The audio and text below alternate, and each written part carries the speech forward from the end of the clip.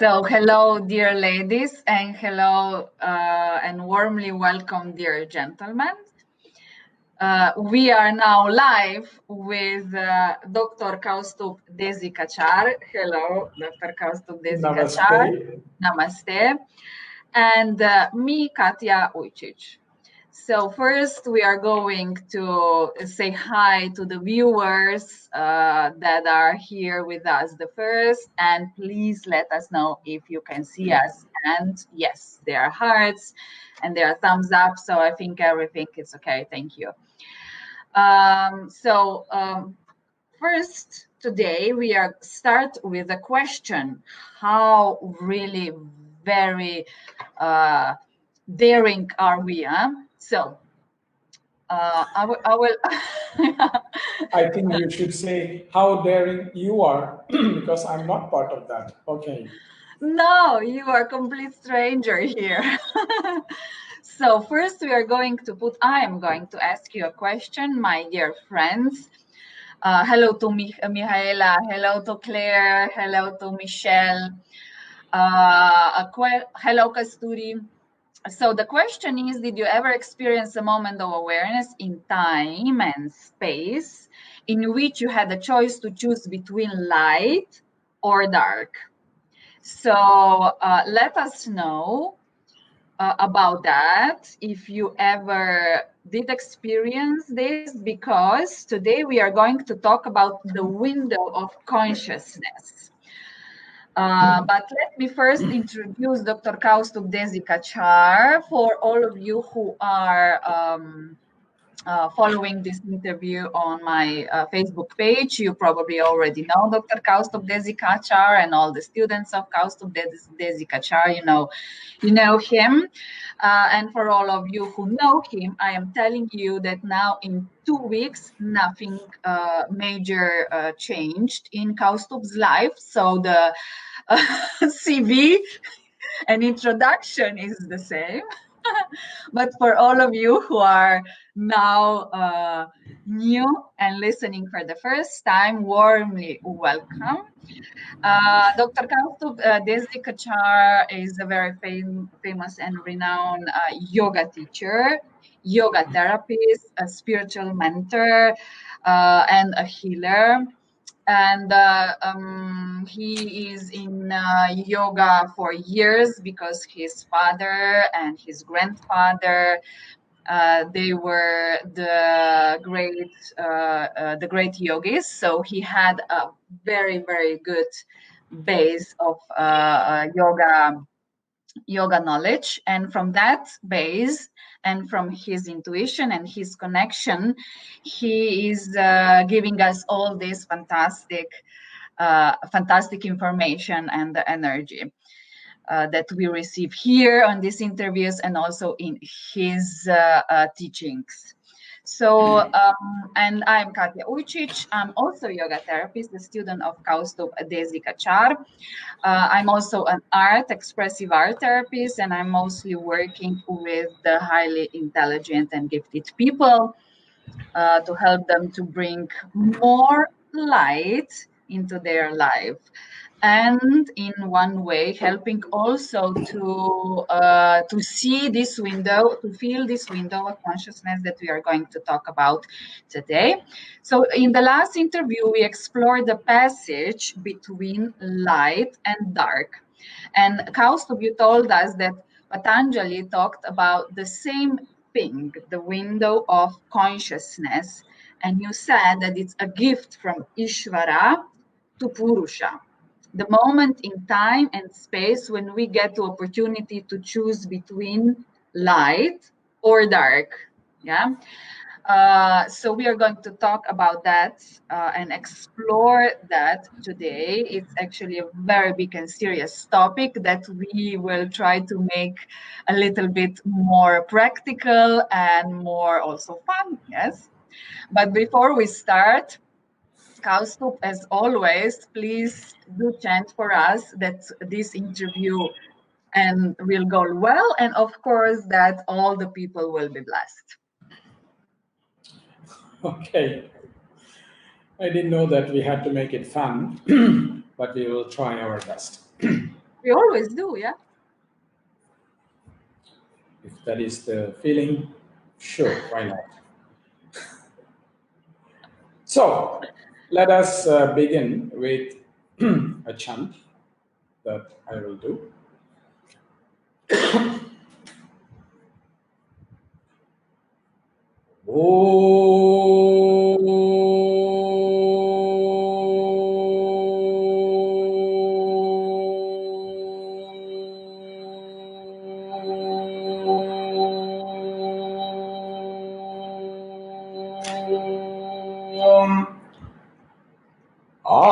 Ayatu Varada Devi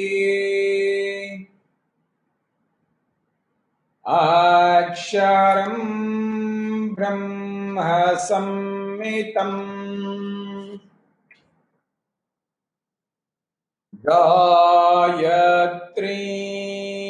Chandasam Mata Idam Brahma Joshaswanaha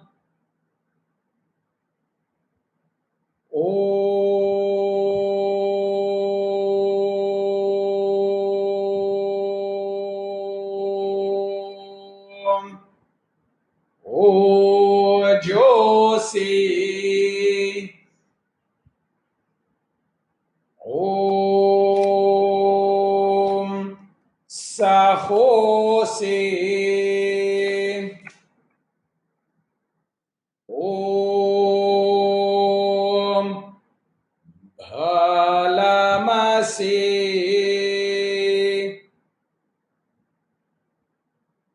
Om Brajosi Om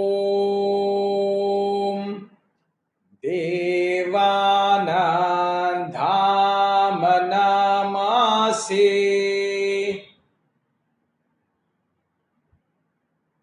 Om Vishwamasi Om Vishwayuhu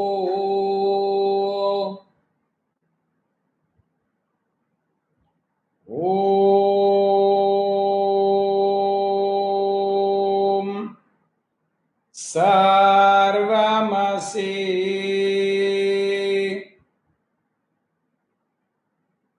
Om Sarvayuhu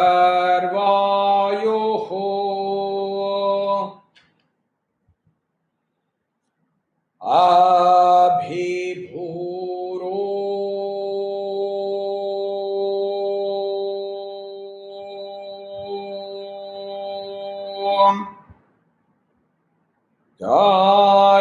Gayatrim Avahayami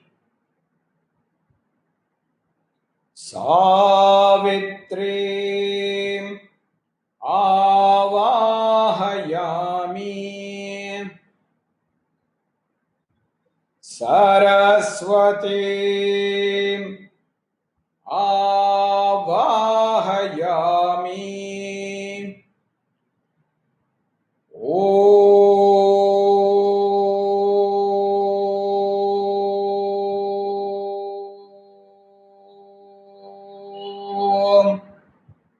Shanti Shanti Shanti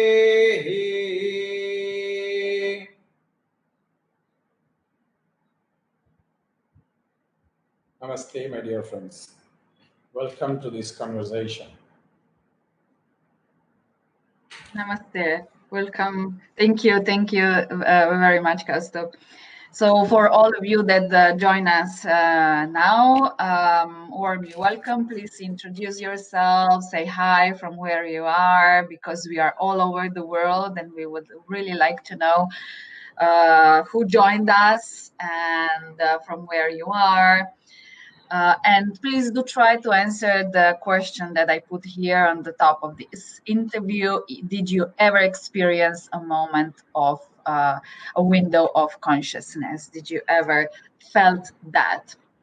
So this will help also us to see how do you feel about that? So Kausthub, this gift of window of consciousness is given from Īśvara to Puruṣa. But we need to activate, we need to decide. So in a way, it's a very, very big responsibility, isn't it? I don't know if it's a responsibility or if it's just acceptance of this gift. In some way, we want to reject it and we want to have what we are not given. This is always the case. For example, there is a very, very wonderful mango tree in my neighbor's house. And in our house, we don't have a mango tree. And I always want the neighbor's mango because that is what I don't have. I have a guava tree in my house, and every day we have some guavas that my mother picks and gives it, saying, hey, have it for breakfast. But then I'm always looking at the mango that is from the neighbor's house. And I think that is the big problem, which is that we are somehow rejecting what we have been given, the gift that we have been given. So we don't want to receive, we want to take. There's a difference. When we receive, we accept what is offered. And when we are able to have that receptivity, we will connect with the light, because light is always there. It's non-discriminating. But we don't want to receive, we want to pick and choose what we want. And that is why we somehow reject it. So, in a way, our responsibility is to be receptive to the light and to the darkness, because one cannot exist without the other. And I even feel that the more you are in your light, the more it means that you have seen and dealt with your darkness. Otherwise, you are more and more in your darkness only, and you don't see the light. The more and more you are in your light, it means that you have looked through that window and seen what is there on the other side and have accepted it. And until you come to that acceptance, it's not going to be so easy. Mm-hmm. It looks. Yeah, yes? Sorry. Go on. So it looks like that there is a story about the frog. Oh, we are already in the frog story now. Sorry. Okay. I thought that was your next question. I got the order wrong. I told you guys. What I want to say is that somehow we don't have the responsibility only as an individual, but as a society as well. As a society. And this is the biggest problem. This is the biggest problem. Because we get used to an environment that we are living in or that we are fed. We are getting used to that. So it really takes a great strength and courage to go to the other side and look. And this is where I think the story of the frog also comes, because we have a story about the frog in the well in our tradition, where there's a frog that is in the well, and one day it desires to go out. So there are two versions of this story. The first version is it decides to go out. Now, when it decides to go out, Because another frog comes and says, hey, there is another world out there, not just what is here. There's a very big world out there that is much more exciting, much more full. You should go. This one frog in the world decides to go out. Now, as it decides to go out and it's starting to climb up the wall, the other frog in the world pull it down. And that is what is happening to humanity now. When we want to improve and move ahead in the spiritual direction, there is a great sense of pressure from other people to drag us down because we are different. We are looking in a different direction. And that's not cool. We have to go in the same direction as all the other frogs are going. Otherwise, the other frogs are going to pull us down. That is why there is also a collective responsibility where if somebody is divergent, we have to allow them to be divergent and not look at them as something that is abnormal or somebody who is strange.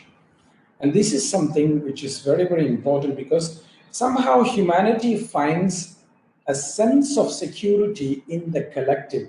It's not really security, it's only a sense of security.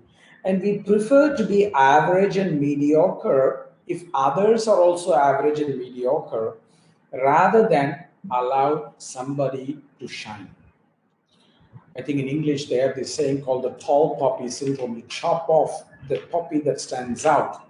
And I think that is the basic problem we have, where even if we want to look differently into our hearts, into certain other systems, which are different from how the humanity is going along, we are condemned, we are ostracized, and we are somehow forced to be part of the normal again. And that is the big challenge we have. We don't want to look outside the window because we are afraid what's going to happen if we start to look outside the window. Yes.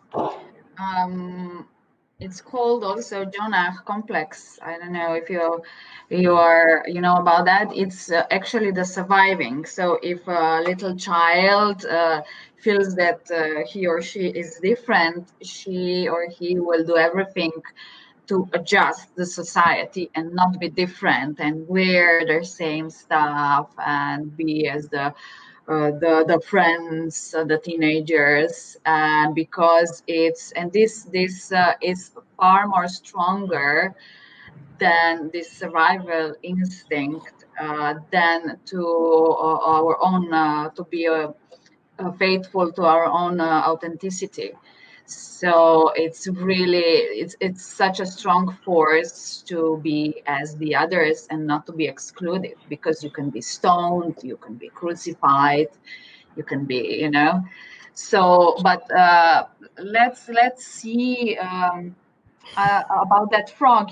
So every frog there was aware of the window of the light, but just let's say one chose to go there.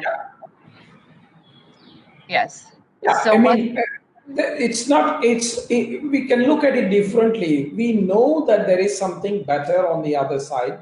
Okay. But we don't feel that we can make the choice because we fear that others will judge us. I'm dealing right now with a young person who has just finished school, and this young person has to make a choice of which kind of university that they have to go to. And the person knows that the best choice of the university is available to them. But somehow there's an inner conflict that maybe the mother, maybe the grandmother, maybe the grandfather will judge if that person made that choice. And so that person is choosing something that is mediocre rather than that which fulfills his potential. He has enormous potential, but he is not choosing it. And I'm trying to advise him to choose that which is appropriate, because there is a sense of fear that, oh, maybe I will be judged by my mother, maybe I will be judged by my grandparents, because they want to control the child, because they don't want the child to leave their grasp.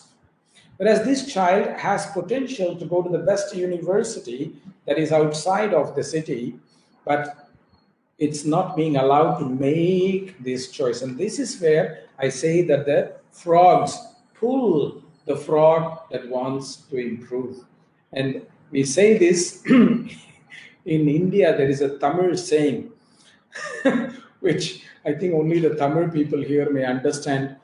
It basically says, நம்ம உருப்படுறோமோ இல்லையோ மற்றவனை உருப்பட விட மாட்டோம். That means whether we improve or not, we will not allow somebody else to improve, we will pull them down. And that is the problem with humanity. We don't want people to choose the light path. We want people to choose the heavy, dense path, because that is average, that is mediocre, and that is easy to control. Yes, but nevertheless, all the frogs are aware of the lights on the top. Not necessarily always at a conscious level. Maybe at an unconscious level, they know that there is something else outside, but there is even the fear to look for something outside. That's the even more dangerous thing. There's even a fear to look for something on the other side of the well. That's the problem. They know that there is something, but there's a fear to look. And we human beings are the same. Yeah, yes, exactly. But there is also a fear of the, let's say, very difficult climbing, towards the light. As very nicely put it from Claire, thank you, Claire, for writing down that you feel. Actually, I feel there are many moments to choose between light and dark. For me, the voice of intuition and the support of good people who are prepared to walk with you through the dark is the blessing, she is saying, Kausthub. So actually, she experienced the opposite of what we are telling. Yeah, so it looks like there are people who are like clustering together and they are helping each other. I also have that friends around me, and I'm very, very grateful about that. So Claire is also saying that I could not have held to the light without the help of such a people. And I hope I have supported others in these times as I have been supported. So it's so much so great gift is also to have the frogs who are helping us. There's always in human history, there's always the voices of clarity that are there, but they are the few. And that is why spirituality is not necessarily a widespread phenomena. It's a very restricted phenomena. And people who are in the spiritual path, they are so afraid to talk about it to others, even family members, or I should even say especially to family members, because they're afraid that they will be looked at differently, they will be ostracized, and they will be made fun of, or they'll be judged. And that's the problem. And that's why we find comfort in, like you use the word, if I'm very careful, you use the word friends. It's not family. There will be some friends, there will be some mentors, there will be some teachers who are very limited in number, who are able to walk by you, or sometimes not even walk, but just sit quietly by your side. There needs to be nothing that has to be done except to allow that space and time for the other person to look and move in that direction. That's all. Sometimes that is the role of the teacher, just to allow that space and time for that student to embrace that path of light, even if it is totally different. And that is what we as teachers have a responsibility.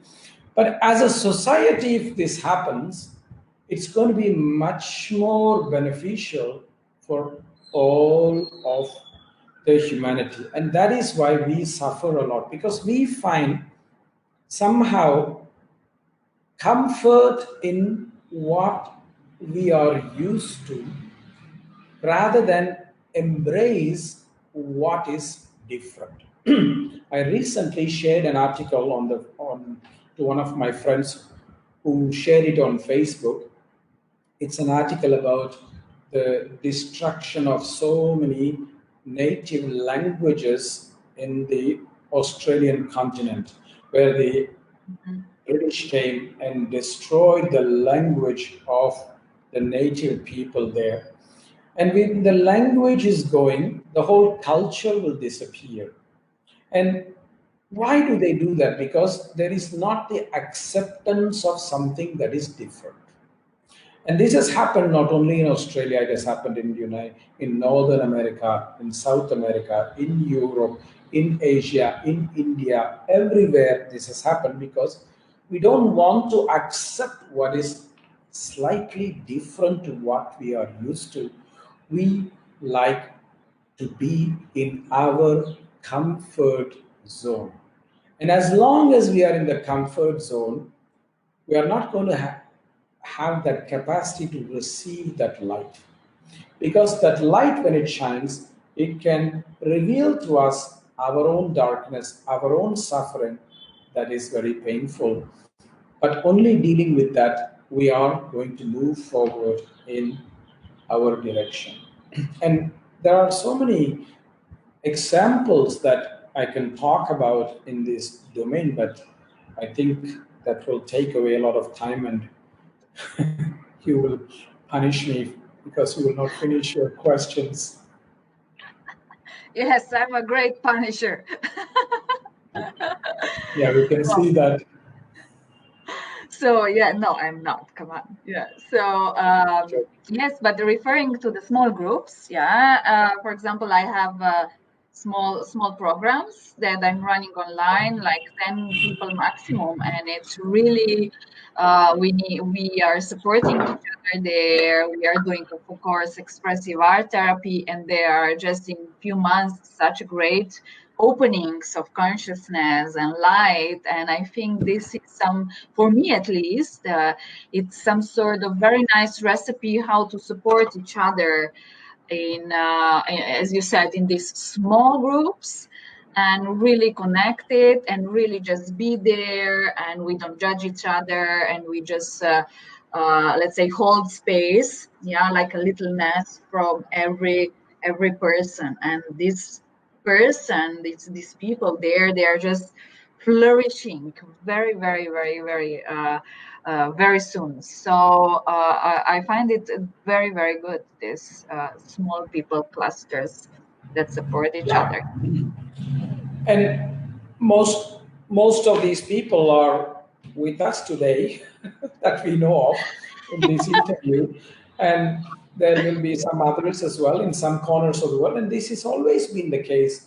The Yeah, people who exactly. are embracing the light are limited in number. They are not really the masses. That's the hope. Hopefully, we are entering a technological age where perhaps we can all more powerfully come to light because we are in the dark era. So the light era always follows the dark era. So Yeah. hopefully the dark era will slowly leading us to see light as a humanity as a whole and not just small numbers of people. That's my Yeah. hope. Yes, this something looks like could happen, yeah, by that, let's say, rules, yeah, yeah. Yeah. So if we go back to the frog, so there is one way up, which could be seen from the well, yeah, but are there also like little moments that are also window of consciousness? So, for example, sometimes this window of consciousness can appear in like a little spark of time. And in that moment, we need to decide, like, light or dark, light or dark. Should I fight or should I go into the light. Yeah. So, and this, we need to be very quick. We need to be aware of this window first, I think. Yeah. And then act courageously towards it and decide for light, embrace something new, not dive into the mud of the well, on the end of the well, yeah, in the dark. So what do you recommend in these very, very little moments, how to be very clear, courageous, and jump into the light? I think acceptance is the basic thing. And you are very correct in the sense that you can't really expect to search for this window. It appears. It appears, yeah. It appears. And it may appear when you are in practice, or when you are in the toilet, or when you're having a shower, or when you're having a dinner with your friend, or it can come any moment. You cannot predict it. And it has happened to me many times in the most unexpected of moments. Yeah. This has happened. Yeah. And you know that it's right through a particular, what I would say as a proof. It's like this. It's like our life and the understanding about ourselves, if we are really in that direction, is like working with a jigsaw puzzle. Mm-hmm. And you know, there are some moments where you are stuck, you can't go any further because you can't see the whole picture, you can't see what the hell is happening. And at some moment you find one piece and you are able to fit it, and immediately you are able to fit many pieces together around that piece. Now that's exactly what happens when this kind of an experience happens. In my own history, I've had many moments where I have been stuck and I could not understand more about myself. And there's always something that happens, or this window appears and a vision through that window comes. And the moment I embrace it, immediately many things about my life fall into a place.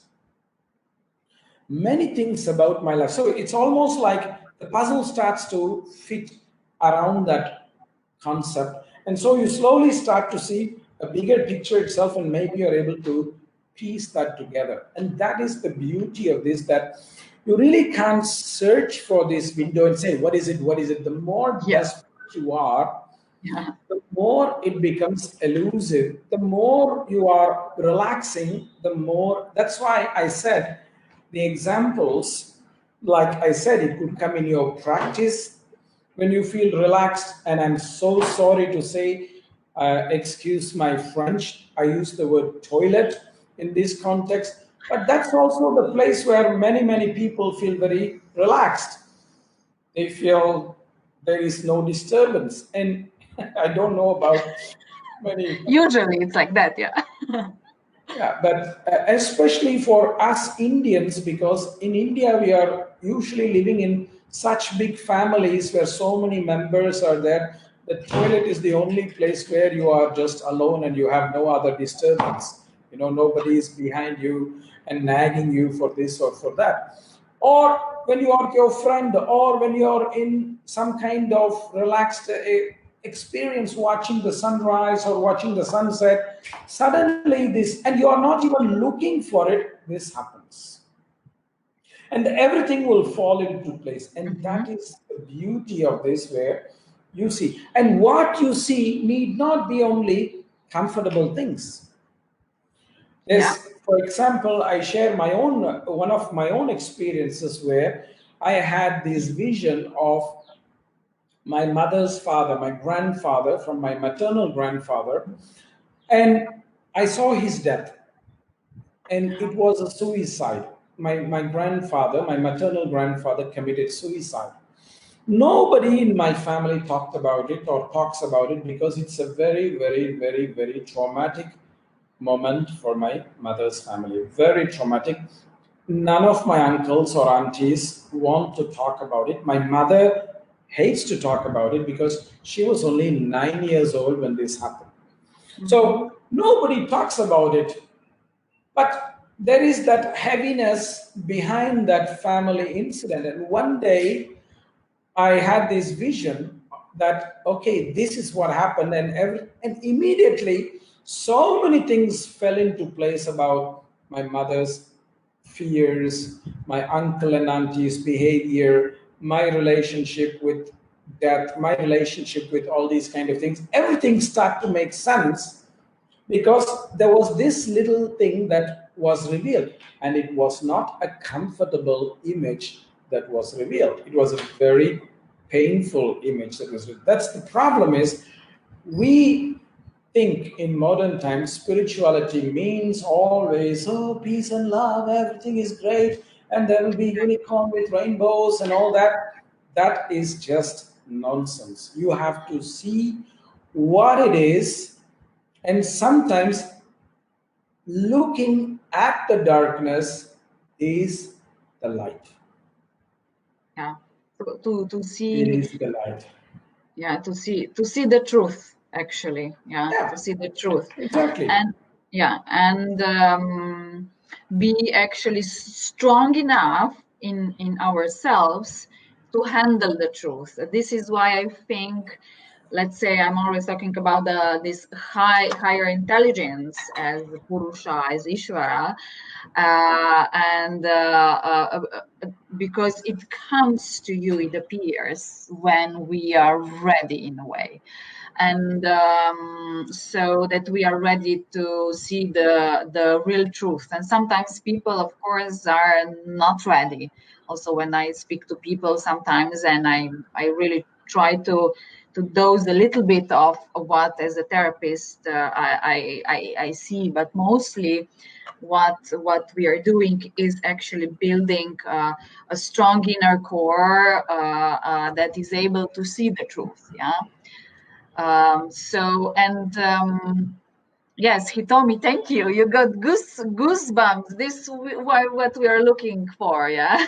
This is the truth, right?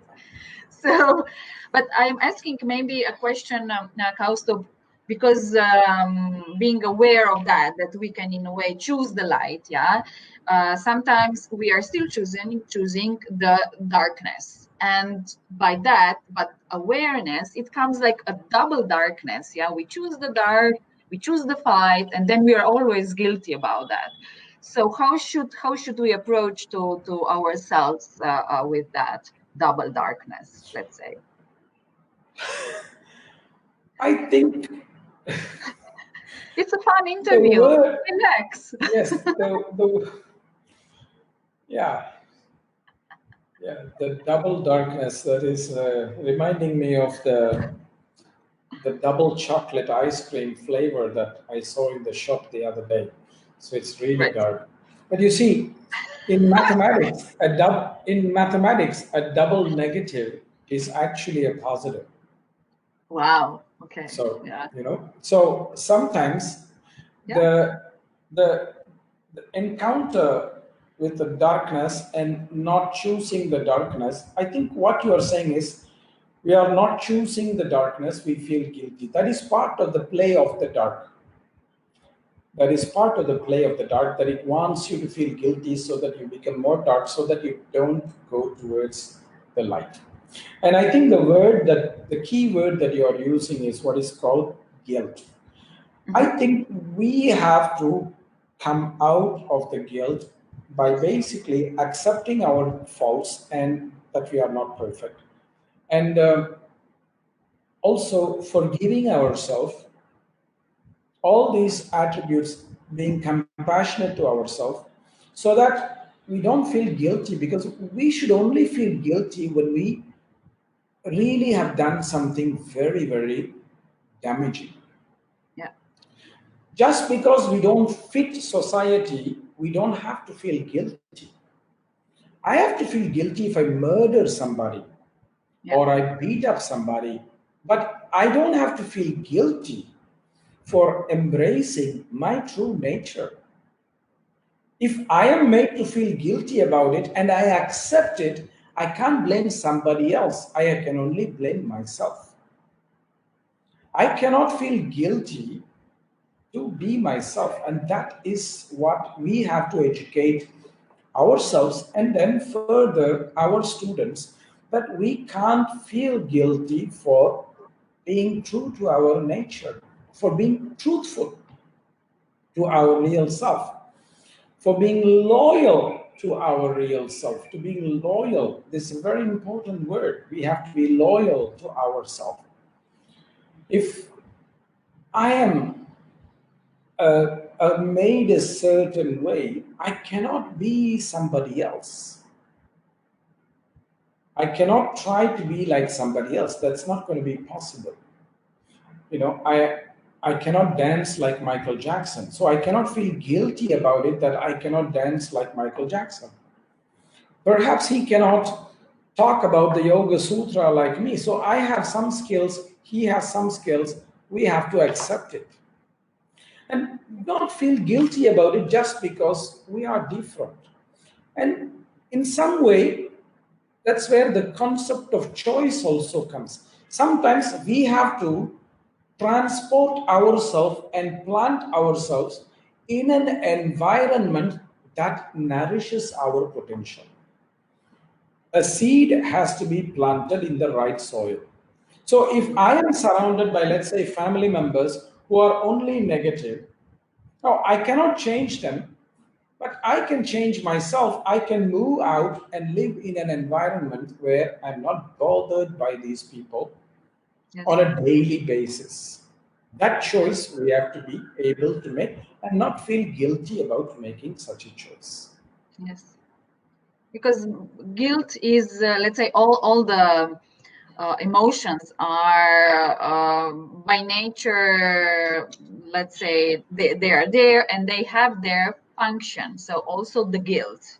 And as you said, the guilt is, it might be maybe 1% that it's there as a function, not 99% as we are used that it is, and it's functioning all over our subconscious. Yeah, so we need to really say, okay, this is, I call this ABC of emotions.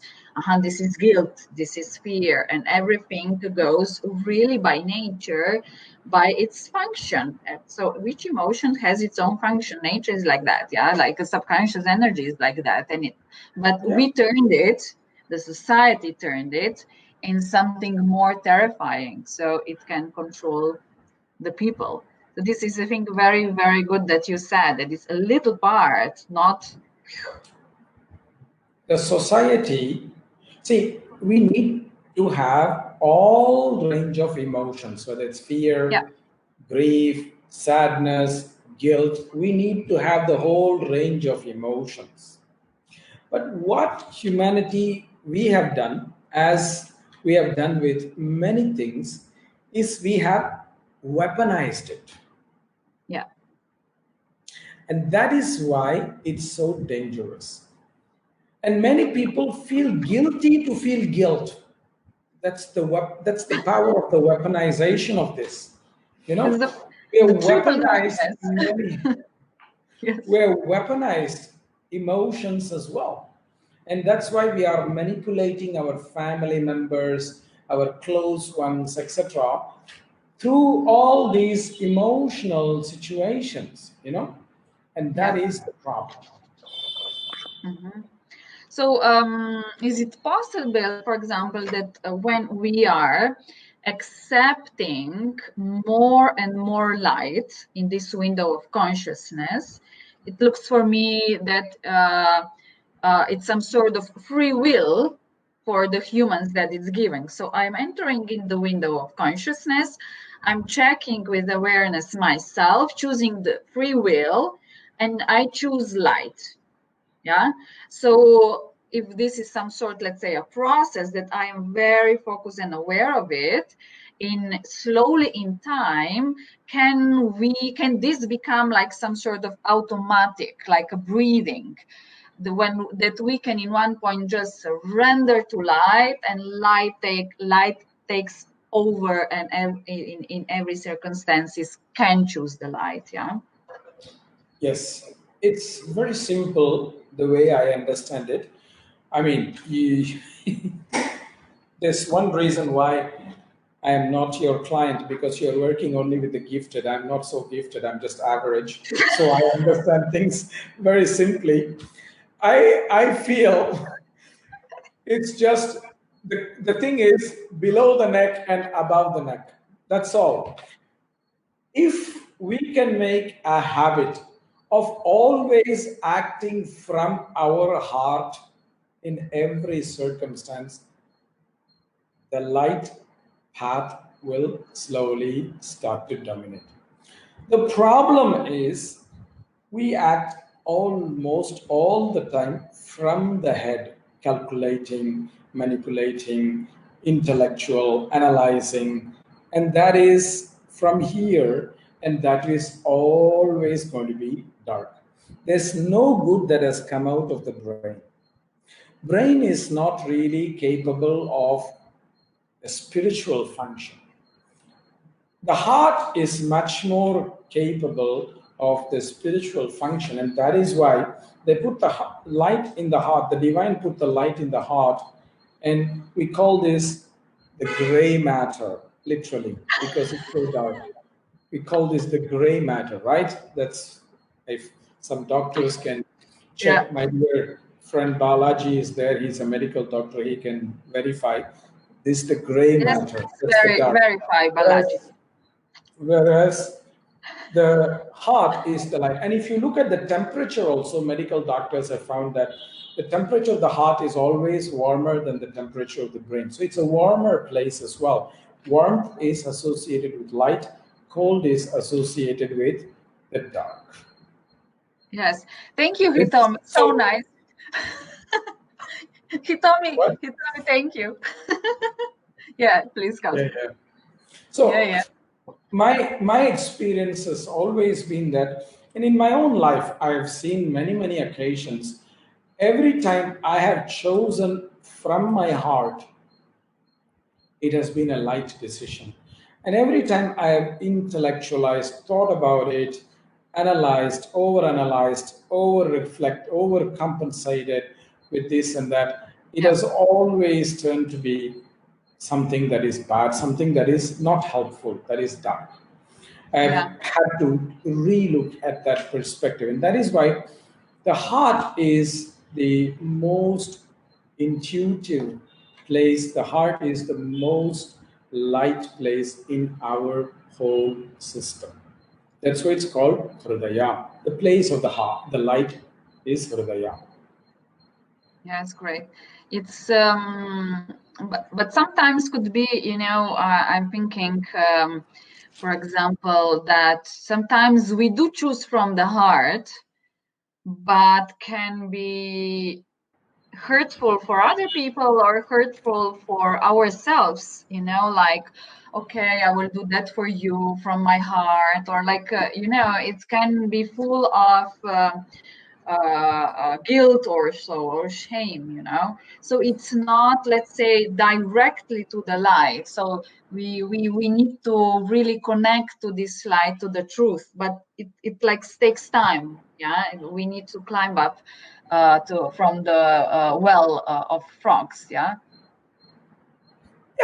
And the decision to climb up from is coming from the heart, and the strength is also coming from the heart. The drive and the strength is coming from the heart. The sustained effort comes from the heart. The faith comes from the heart. Everything is from the place of the feeling, not place of the thinking. Whereas humanity has been shaped in the last few thousand years to become more and more intellectual, and we think that that is better. In reality, that is not. Mm-hmm. And also the point of, for example, that coming from the heart is, it's not actually coming from, let's say, being obedient or being nice or being like, oh, I'm such a good person, I will, everything I do from the heart, and you are actually not in self-love. Yeah, this is my question. Yeah. that validation that is external is not really a self-love. That is like many times children are given that impression that they will only be loved if they behave according to the parents' wishes. And when you make that the habit, then the person starts to look always for external validation, and therefore there's a disconnection from the internal validator, that is the light in the heart. And that is what we need to do, is to switch back to the internal place of validation. So Claire is asking about, for example, is asking, is it as much about being able to observe the dark and the light without attaching to them both? Yeah, I think this question came some moments ago when we were talking about the window and what is on the other side. Yeah, we have to accept whatever is on the other side, whether it's one way or the other. There's no family, there is no individual in this world that I have met so far who only has light, who only has pleasurable, positive experiences. We all have traumatic experiences in our life as much as positive experiences in our life as well. And we must not get defined by either, because those are just experiences that we've had. They are not us. Yeah. That is why we should not get attached to them. Mm-hmm. Exactly. Yeah. Yeah. And there, a very nice question for you that you like, Dr. Kausthub Desikachar. Does the heaven, does the Puruṣa and Īśvara applaud when we decide for light?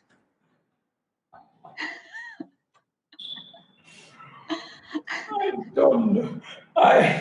I've never watched Īśvara applaud when I have chosen the light. But what I have seen is that when we choose the light, the actions that we do, which is based on light, they somehow get well supported. So maybe that's the way that the divine is somehow acknowledging that, hey, you are doing the right thing. Whereas when we choose the wrong thing, the divine chooses not to support the actions based on that kind of a situation. And that is why we have that opposite as well, which is that we are not applauded when we continue to choose the wrong way.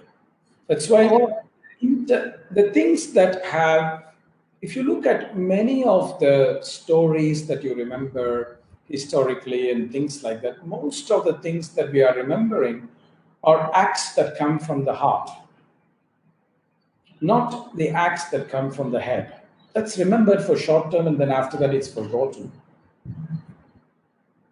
Yes. After that it's forgotten. So, but it might be then, let's say, like just theoretically, that the darkness can applaud when we choose the darkness. Of course. Yeah. Yes, but then it drags us down. We don't, our actions don't get the consequences that are supporting it. Mm-hmm. That's when sickness arises, psychological problems happen, autoimmune disorders happen, illnesses like cancer happen. All these kind of things come. And modern medicine won't understand this because they always want to look for proof. They always want to look for proof. But these things happen, and it's something that we have to learn to accept. So, Kausthub, the ultimate gift is, let's say, this window of consciousness. It's like the ultimate secret gift to humanity that can lead us towards light. So how can we, let's say, teach humanity about it? How can we give awareness to this, that people will become aware of it, of this looks like ultimate secret gift? I think the ultimate way is that we can be an example for people by ourselves just being an example of connecting and following the light path. If we do that, that already will be a great inspiration for people, because then they will learn to understand that it's okay to be that. It's okay to be that. It's It's a, okay to do that. And yeah, that is what we need to remind people, that it's okay to be different. It's okay to choose yeah, something that is loyal to our, what do you call, our true nature. It's okay to be loyal. We don't need to be ashamed. If we can do that and then encourage the other people that they also can do that, then that's all we can do. We don't need people to follow our path. What we need to do is ask people to follow their own path. yeah. Don't follow me, follow. And that is the difference between the modern day gurus and the real teachers. The gurus want followers, whereas the real teacher will not want somebody to follow them. Rather, they will want the student to follow in their Yeah, own journey. And exactly. that is what we have to do. Yeah, you know, the if we can go back to the frog in the well, I think that one part, one version of a story was is that the frog was deaf. So this is how she or he could climb to the top of it. So she could not. It's selective deafness. Mhm. We want to hear the things that we want to hear. We don't want to hear the things as they are. Yeah, but the That's frog who climbed who climbed on the top of the wheel, she was yeah. deaf. She could not hear the criticism of the other Ah, frogs. deaf to the other frogs. Okay, Yes, now I yes, understand what you're saying. yes, I'm exactly. not so sure if it's, yeah, I don't want to say deaf, but it's not influenced by the other people and what they are saying. And if you look at many things like sports, for example, or great artists or great Yes, musicians who have always been the pioneers or who have always been the real champions, they really don't bother what the other people are saying. They just keep moving in their journey. And this is very, very important. If, for example, I, you are very kind to introduce me as very famous yoga teacher, blah, blah, blah, but it's not really what how I look at myself. But thank you so much anyway. But you know this about me as well. There's a lot of haters who hate me, who are against me, and they say different things that are not they're not at all the truth, and that it doesn't bother me because I don't let them define who I am. I don't care what the other people say because I know in my heart what is the truth. So I don't even respond or react to many of these people, and that's why they lose interest after some time, because to play a tennis game, you need at least two people to play. If you're not there to beat the ball back, there's no game. yeah, So we exactly. don't need to play that game to, because the more you go on the top, the more people will start screaming at you, finding Yeah, fault, trying to bring you down. And if you are looking down to respond to all of them, angry at all of them, you are not moving to the top. And I always remember one of the great advices one of my father's students gave me, and he's a very nice gentleman. And he is a businessman in Chennai, and he was my father's student for many, many years. And one time when I had a lot of these professional attacks, I went to ask him for advice because my father said, go talk to him because he will know how to advise you because he's been in that situation. Similarly, I remember one of the things he said. He said, Kausthub, this means you are successful. Welcome to the club. Yes.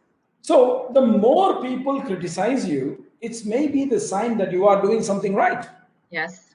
Because if you're not doing something right, why the hell should they criticize you? So Yes. if you follow your heart and do what is right, that's why I keep saying follow your heart, not your mind, not manipulative things. You want to dominate somebody, you want to beat somebody. Yeah. That criticism is different because that's not light.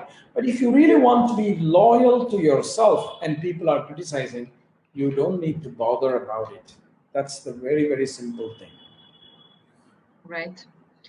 And as you said before, I think it's a very good message also that it's allowed to be different. It's allowed to be authentic. It's allowed to be gifted. It's allowed to be spiritually gifted. There are many giftedness, and it's allowed to If be the true self. Yeah. if if we are not different, we are basically machines. Yes. And we are not machines. And Mhm. that is the sad thing I see about the human direction that the humanity is taking is that we want more and more machines to be part of our life. There are people who are building electronic dogs, electronic robots, electronic things that is just a machine that they have to deal with and not with people. When you go to a bank now, you are dealing with a machine.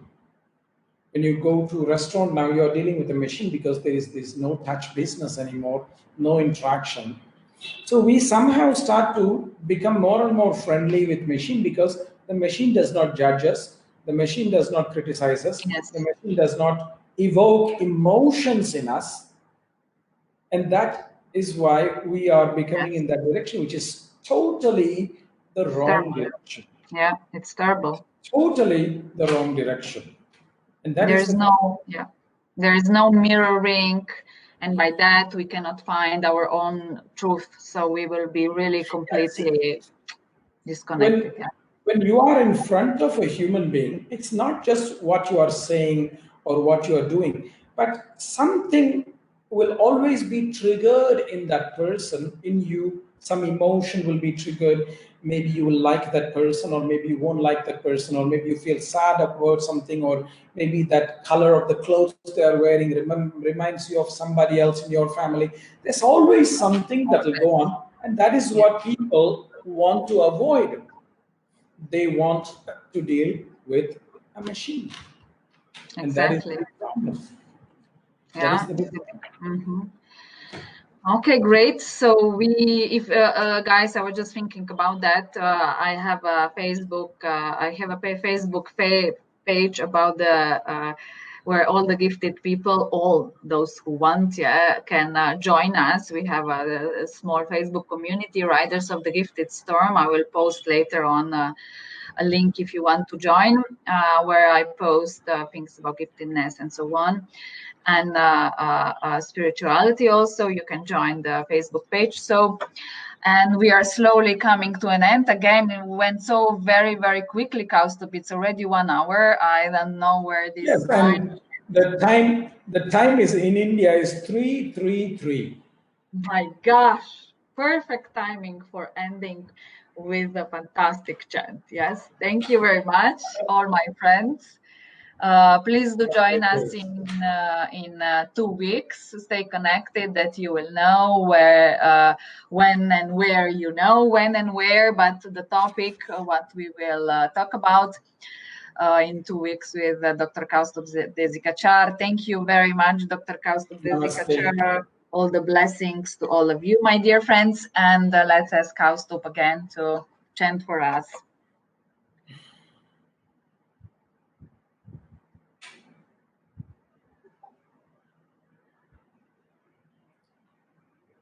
Oh.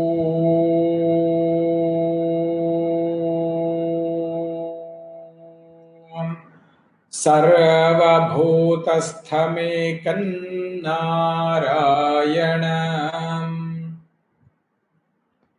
कारणरूपमकारपरब्रह्मोम् एतद् अथर्व शिरो योऽधीते प्रातरधीयानो रात्रिकृतं पापन्नाशयति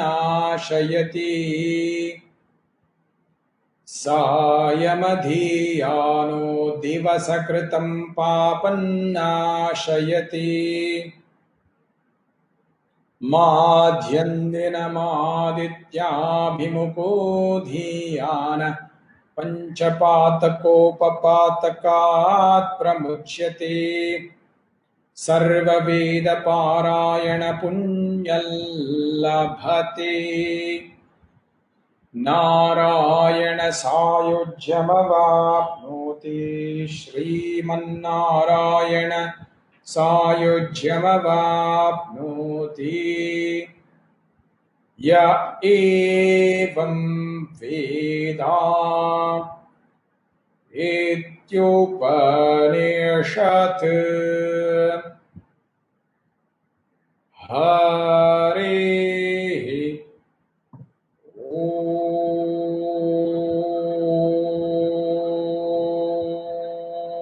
ॐ शान्ति शान्ति शान्तिः